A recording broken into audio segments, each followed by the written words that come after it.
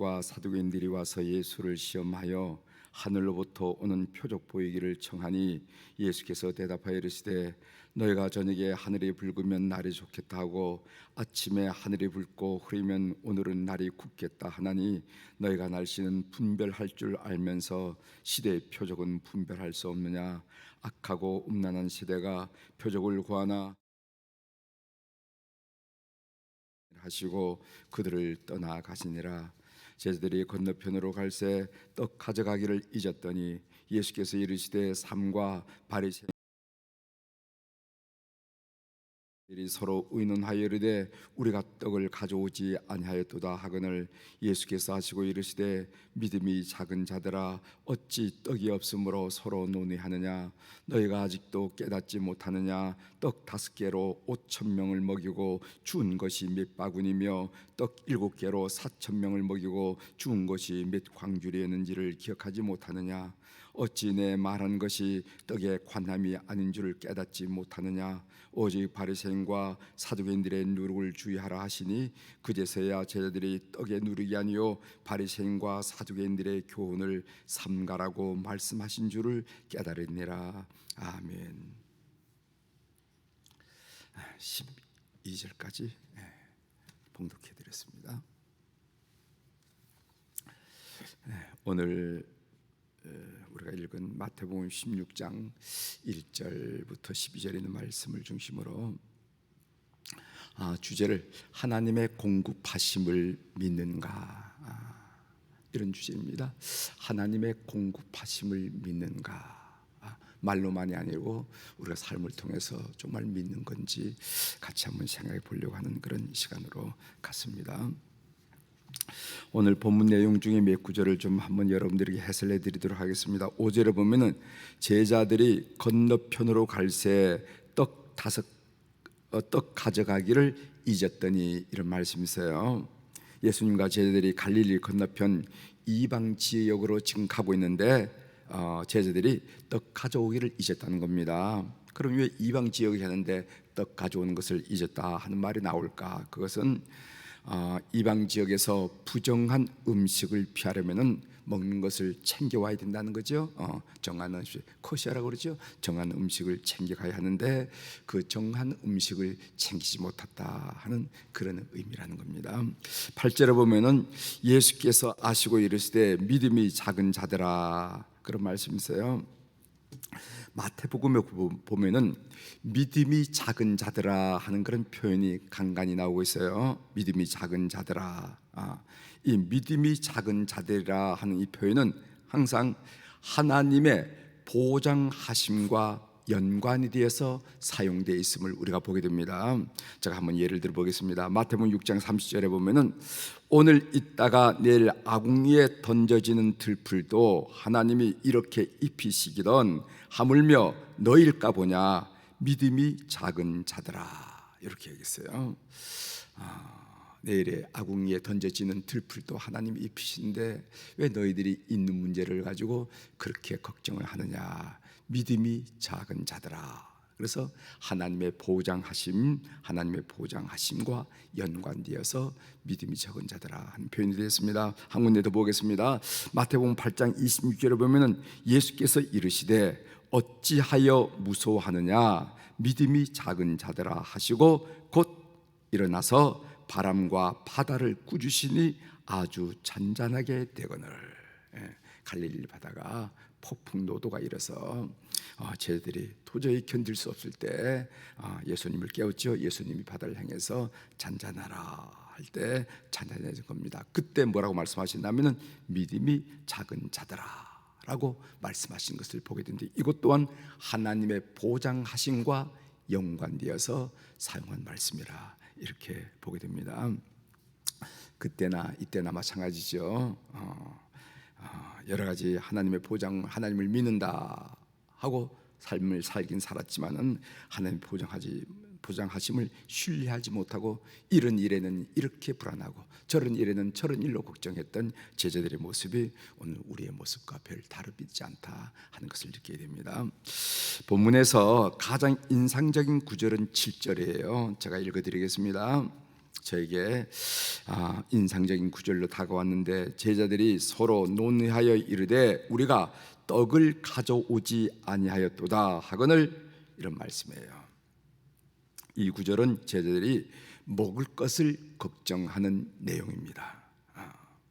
역시 인간의 가장 큰 걱정거리는 먹고 사는 문제인 것 같아요. 먹고 사는 문제. 미국의 대선 캠페인 중에 바보야, 문제는 경제야, 빌 클린턴이 그런 얘기했던 거 여러분 아시죠?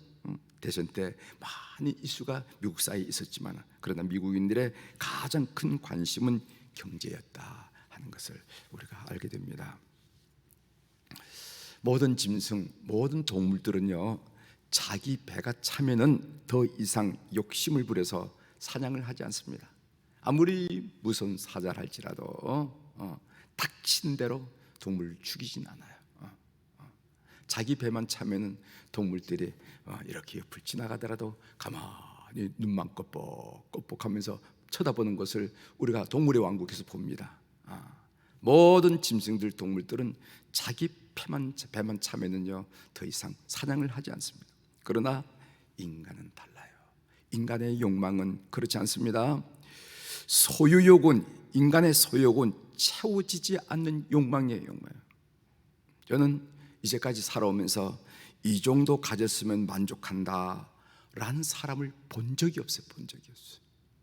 저희 주변에 돈 있는 사람들이 몇 분 있었지만, 저희 가족 중에서도, 친척 중에도 나는 그분 가면 항상 돈이 없다는 소리 하지, 나는 이 정도, 진홍아 나는 이 정도 벌었으면 됐어, 내가 더 이상 어떻게 욕심을 내겠니, 뭐 이런 소리를 들어보지 못.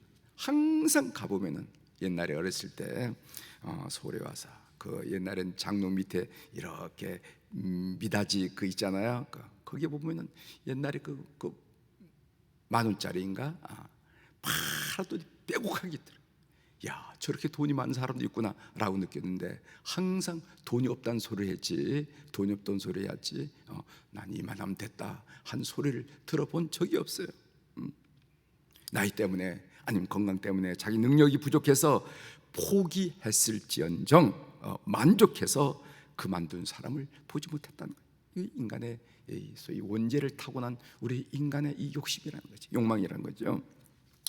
성도로서 가장 중요한 것은요, 하나님의 공급하심을 믿는 것입니다. 마태복음 6장 26절에 보면 이런 말씀이 있습니다. 공중의 새를 보라. 심지도 않고 거두지도 않고 창고에 모아들이지도 아니하되 너희 하늘 아버지께서 기르시나니 너희는 이것들보다 귀하지 아니하냐 하면서 공중의 새를 빗대어서 근심하지 말 것을 우리에게 말씀하셨습니다. 그리고 이어서 마태복음 6장 28절에 보면은 또 너희가 어찌 의복을 위하여 염려하느냐, 들의 백합화가 어떻게 자라는가 생각하여 보라. 수고도 아니하고 길쌈도 아니하느니라 하면서 그 들의 백합화, 그 빨간, 여러분 성지순례가 뭐 얼마나 예쁜지 몰라요. 들의 백합화, 그 백합화가 빨간 백합화, 또 누가 하나 입히지 않는단 말이죠. 하나님이 입힌다는 거죠. 하늘나는 새와 들의 백합화 이야기가 강조하는 것은 뭐냐면은 결국 하나님이 공급하신다. 하늘나는 새들보다 너희들이 소중하고 들의 백합화보다 너희들이 소중하다. 저것들도 다 하나님이 공급하시는데 너희들 공급하지 않겠느냐 하는 이야기를 강조하기 위해서 하늘나는 새를 빗대고 그리고 들의 백합화를 비유한 것을 우리가 알게 됩니다. 여러분, 하나님의 공급하심을 믿습니까? 믿으셔야 돼요. 여러분 한번 연세가 있으면 6.25 때, 그리고 어려울 60년대 70년대 자식 키울 때, 그럴 때 쭉 생각해 보면은 여러분들의 능력이 대단한 게 아니라 하나님의 공급하심이 있었구나라는 것을 고백하지 않을 수 없으리라 생각합니다. 1997년 IMF로부터 우리가 구제 금융을 받을 때였습니다. 저는 선교지에 있었어요. 그 당시 원화 가치가 하락해서, 예를 들어 본다면은 1불당 1,000원 하던 원화 가치가 1불당 2,000원 했어요. 그 당시 700원인가 했어요. 700원인데 1,400원 됐어요. 그러니까 여러분 비유하기 쉽게 1불당 1,000원 하던 원화 가치가 1불당 2,000원 했습니다. 그러니까 선교비를 200만 원을 받는다 하면은 예전에는 200만 원이 2,000불이 됐지만은 IMF 당시에는 1,000불의 가치밖에 되지 않았습니다. 여러분 이해하시죠? 원화 가치가 떨어졌기 때문에. 그렇다고 현지인들이 한국인이 IMF로부터 구제 금융을 받으니까 학비도 학교에서 학비도 감면해주고, 그리고 집주인이 주택 임대도 감면해주고 그럴까요? 그렇지 않을까요? 그건 전혀 다른 문제더라고요.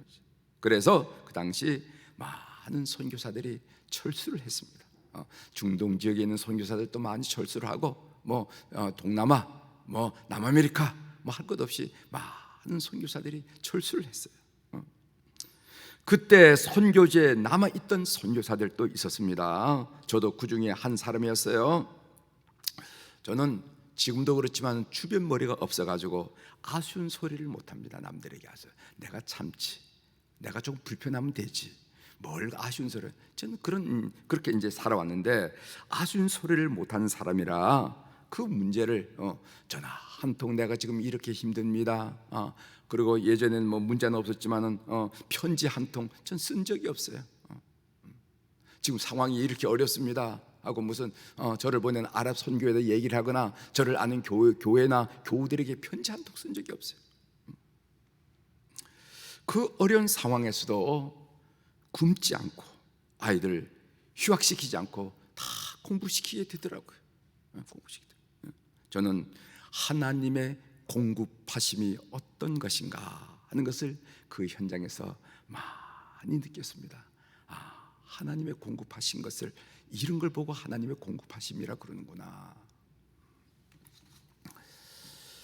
성경 마태복음 6장 31절에 보면 이런 말씀이 있습니다. 그러므로 염려하여 이르기를 무엇을 먹을까, 무엇을 마실까, 무엇을 입을까 하지 말라. 32절 이는 다 이방인들이 구하는 것이라. 너희 하늘 아버지께서 이 모든 것이 너희에게 있어야 할 줄을 아시느니라.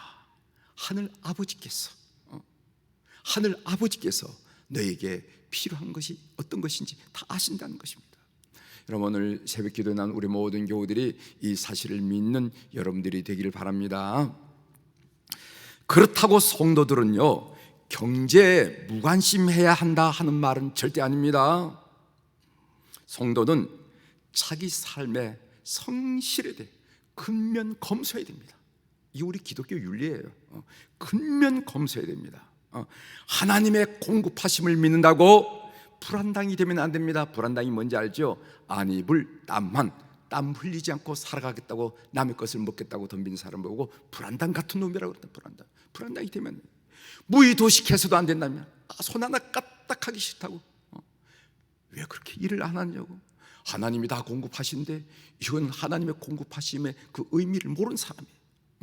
우리 성도들은 검소하고 근면하고 성실해 자기 일에. 제가 이전 교회 청년들에게 한 10년 15년 전이 되지 않겠어요? 저는 청년들에게 각 두 가지를 강조했어요. 특별히 청년들 집회를 할 때마다 강조하는 그 첫 번째 강조하면 너희들 주식에 관심을 가지라고 했어요. 주식에. 저는 그 당시에 노동으로 얻는 소득과 자본으로 얻는 소득의 차이를 저는 봤어요.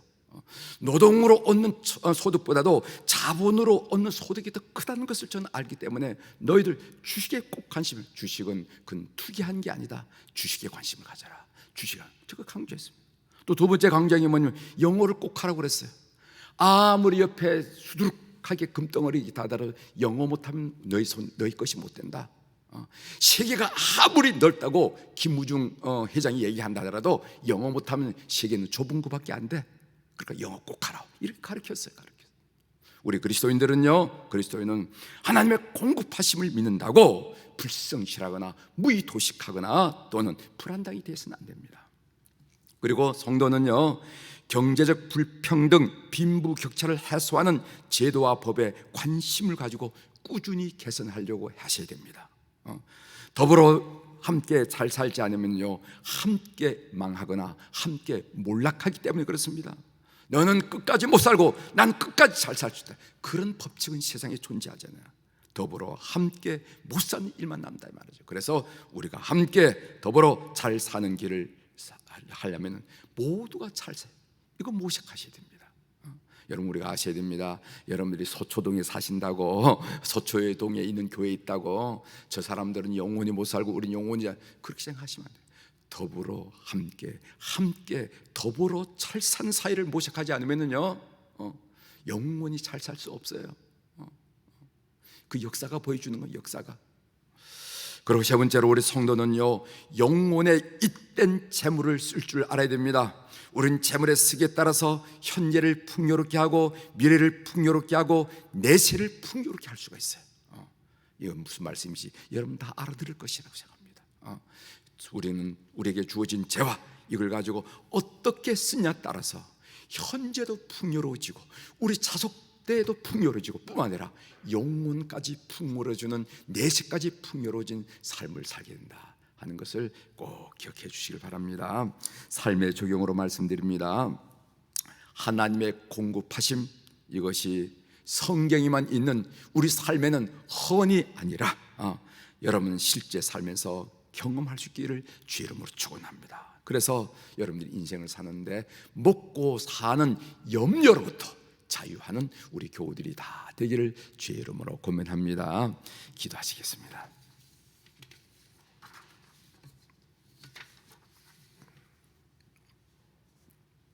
하나님 아버지, 오늘 제자들이 먹는 걸 문제를 가지고 걱정하고 염려하고 서로 의논한 것을 보시고 우리 주님께서 말씀하신 내용들을 묵상하면서 함께 은혜를 나눌 수 있도록 도와주셔서 감사합니다.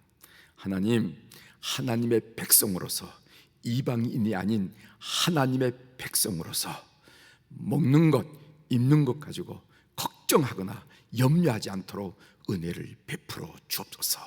그런 믿음을 허락하여 주시옵소서. 그리고 뿐만 아니라 열심히 노력하고 검소하고 근면하고 성실해서 우리가 얻은 재화로 많은 사람들에게 나누면서 영혼을 잇된 재물 생활을 하는, 경제 생활을 하는 우리 그리스도인들이 다 될 수 있도록 은혜를 베풀어 주옵소서.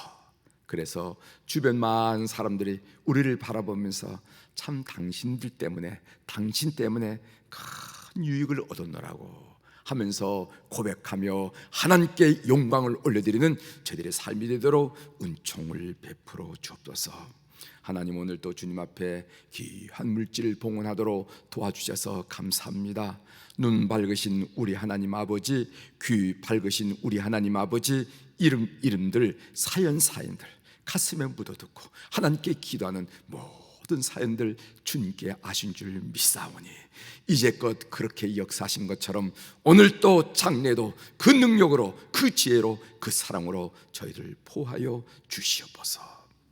우리 한우들을 위하여 오늘 또 주님 앞에 올려드립니다. 병원에서 그리고 가정에서 진료하고 치료받는 우리 한우들 꼭 기억하여 주셔서 그들 영혼, 그들 심령, 그들 육체 우리 주님이 방문하셔서 만져주시고 안수하시고 안찰하여 주심으로 말미암아 영혼의 회복과 심령의 회복과 육신의 회복을 경험하는 우리 교우들이 다 될 수 있도록 은혜를 베풀어 주옵소서.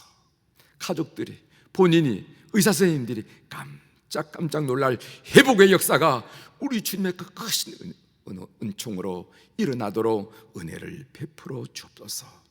우리 안나 여성교 회원들 그리고 모세 남성교 회원들을 하나님 오늘도 위하여 기도합니다.